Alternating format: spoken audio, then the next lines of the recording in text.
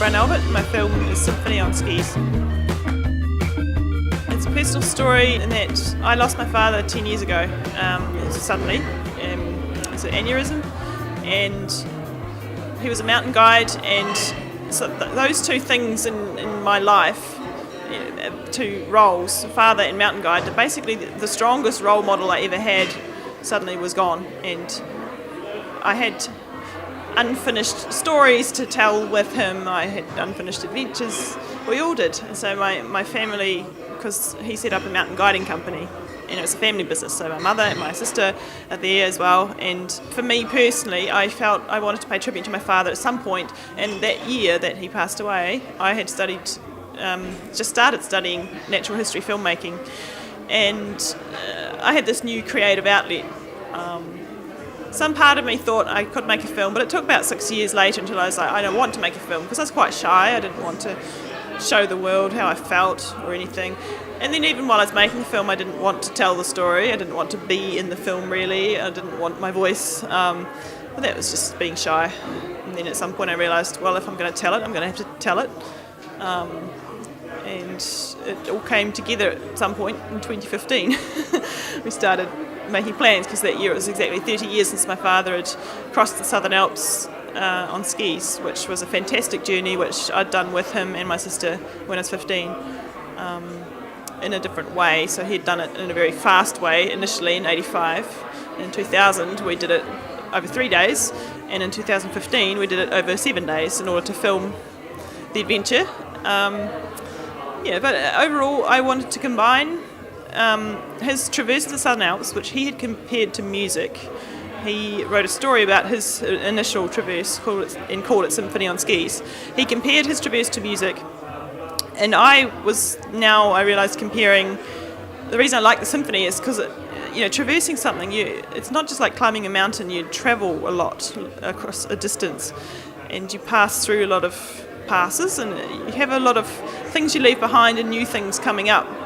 And it's just such a metaphor for a lifetime, and for going through a grieving process as well. And so for me, there's two things I wanted. It's ups and downs. It's like a lifetime. And at some point, actually very close to finishing the film, I changed my narration script, because I'd realised I need to tell something different. And what I've realised, I found my own journey in this filmmaking process. It sort of was able to mask the fear by having a team of 5 people, including myself, who are all coming together to do this adventure regardless. At some point in 2015, so I had this, affiliation with Atara Film producers in Berlin, made Wild New Zealand with them. They wanted to help me start this, and they did, and it was do it. But they're not skiers, and they weren't coming with us on the journey. So we were going to do Dad's traverse of the mountains again, and film it. But the thing is, there's two things. So the adventure itself and the logistics of filming. And you just have to do the adventure first, so you got something to film and film on the way. It was not the kind of adventure film where you fly into the mountains to get a shot. We're like doing the adventure and filming, by the way. And so we approached it in that, okay, we planned the adventure first, and what cameras can we carry, what would be ideal as a drone. But back in 2015 we didn't have very manageable, carryable drones that you can take across the mountains for a week, so we had a drone pilot for the first day and the last 2 days, but that was more extra logistics. He was carted in at various points, but only the start and the end. Otherwise we carried all our cameras and filmed ourselves. But the approach, so that the actual filming, once motivated organisational forces like my mum and my sister and all the guys in the film as well, once they come on board, it kind of just starts generating its own inertia, and they organise all the logistics, the food, the flights in there. The camera guys from Atara helped me plan camera gear. Robert was ordering seemingly hundreds of cards and heaps of batteries. We had 7 different kinds of camera. Well, it sounds like heaps, but once you have 4 GoPros, it kind of just adds up very quickly. So the trip itself was planned 3 months in advance. Luckily we had good weather. I had 10 days out from the Wild New Zealand work, and it all fell into place. we never get a week of fine weather in the mountains in New Zealand, and here we were with 7 days straight, except for some fog, and it was perfect. And part of me thinks, it was meant to happen.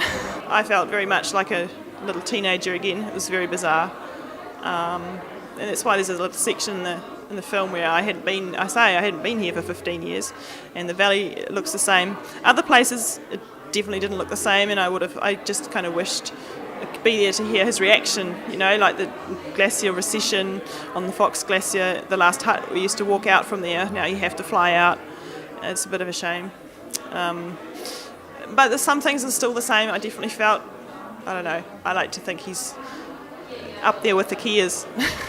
Because the Kias, they had to be in the film. That's another story. Someone asked me, why are there so many Kias at the end? I'm like, well, there was one Kia flying around when we arrived, but I need this applause there cheering as we arrive, because that is what happened when we arrived in 2000, when I first did the trip with Dad, and he filmed them. And there's some funny footage of him, which never fits in the film, but I wanted it to. He is so dead set on filming the Kias on the last hut, and there's our group of 8 back then, chattering noisily as you do in front of the hut at sunset. And he just says to us in a very gruff voice, "Can you just shut up?" Because he wanted the Kia voices, not our voices. It feels a bit surreal when I turn up and get introduced to people, and then the person who's introducing me says to the other person, "She's the director of Symphony on Skis." I'm like, they've seen it? They know what it is? And it feels a bit bizarre on the other side of the world to meet people that connect with it.